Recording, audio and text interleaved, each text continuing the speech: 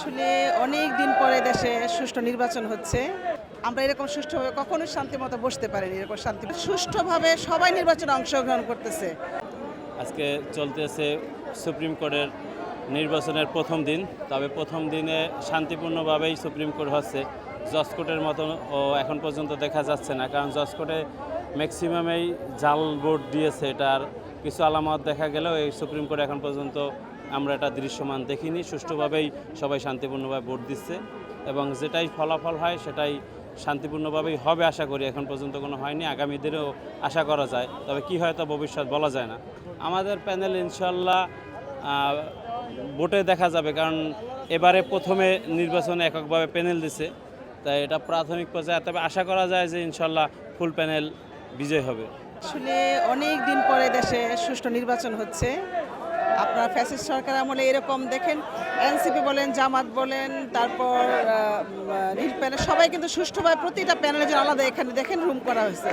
আর অন্য ফ্যাসিস্ট সরকারের আমলে কখনো কে ভোট দিতে আসলে ভোট দিতে পারে নাই, ঢুকতে পারে নাই, আমাদেরকে আহত করা হয়েছে, আমাদেরকে অসম্মানী করা হয়েছে। আর এখন দেখেন সুষ্ঠুভাবে সবাই নির্বাচনে অংশগ্রহণ করতেছে। আর যার কিছু লোক আছে সব কিছুতে বিতর্ক সৃষ্টি করে, তারা নির্বাচন নিয়ে বিতর্ক সৃষ্টি করে। কিন্তু দেখেন কত সুন্দর পরিবেশ, সবাই স্বতঃস্ফূর্তভাবে ভোট দিচ্ছে। এইরকম ভোট স্বতঃস্ফূর্তভাবে ফ্যাসিস্ট সরকারের সময় কেউ দিতে পারেনি। আপনারা প্যানেলে দিয়ে খেয়াল করে দেখেন, এখানে প্রত্যেকের প্যানেল আলাদা করে। এই যে দেখেন, সবুজ, নীল, এনসিপি, জামাত সবাই এক আলাদা আলাদা প্যানেলে সুষ্ঠুভাবে নির্বাচন হচ্ছে।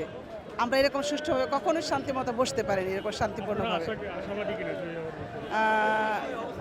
অবশ্যই আপনি তো এখন আমার মাথায় ক্যাপ ভাববেন আমি দলের হয়ে না, প্যানেলের হয়ে না।